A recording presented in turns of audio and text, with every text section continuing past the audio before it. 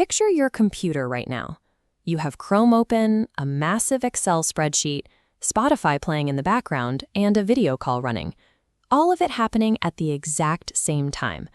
Suddenly, one of your browser tabs completely locks up. It is totally frozen, but your music keeps playing and your messages keep coming through without a single stutter. You do what everyone does. You hit the little X to force the frozen tab to close. The interesting part here is that the rest of your browser windows survive completely unscathed. Now, compare that to a heavy video editing application. If a single render glitches out in Premiere Pro, the entire program freezes. You have to force quit the whole application, taking all your unsaved work down with it. This raises a question about how the operating system manages these failures. Why does a single tab crash silently, while a rendering glitch takes down the entire ship? The answer comes down to concurrency, the ability of a system to execute multiple operations at the same time. It relies on a deliberate balancing act between two specific components, processes and threads. To see this balancing act, we must look inside the computer's memory architecture. When launching an application, the operating system evaluates available memory. It carves out a designated chunk of that space for the app. This isolated territory is called a process.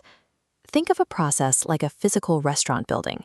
It has its own four walls and a roof, completely separated from the street and the shops next door. The primary rule of a process is strict segregation. The memory it uses is entirely its own. No other running application can access or interfere with what is inside those walls. This setup is designed for stability.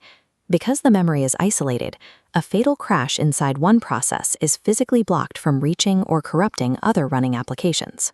Let's step inside that walled-off environment to see how the work actually gets done. Inside the process, multiple active units execute specific tasks. These lightweight workers are called threads. Unlike processes, threads lack isolated memory.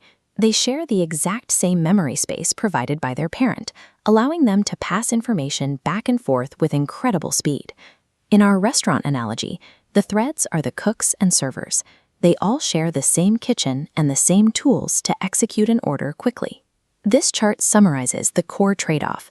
Processes provide heavy, independent isolation, while threads offer lightweight, shared efficiency. This distinction is why a browser like Chrome can survive a single tab freezing. While the internal tasks of a web page run on threads, the browser launches each individual tab as its own separate process. Because those tabs are in their own isolated vaults, one can crash completely without breaching the walls of the main program. Understanding this architecture is how IT professionals keep production servers running under massive load. Right here, this terminal shows the output of the ps-ef command. Administrators use this to get a snapshot of every heavy process currently claiming memory territory on a server. To see the active swarm of threads inside those processes, they use the top command. By pressing H while it's running, the terminal reveals every individual thread currently competing for resources.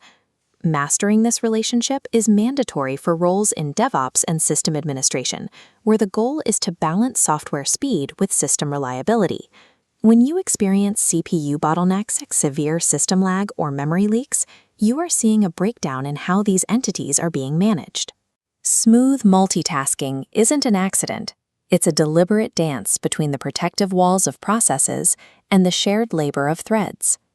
Managing that labor requires another mechanism called CPU scheduling, which we will decode in our next investigation.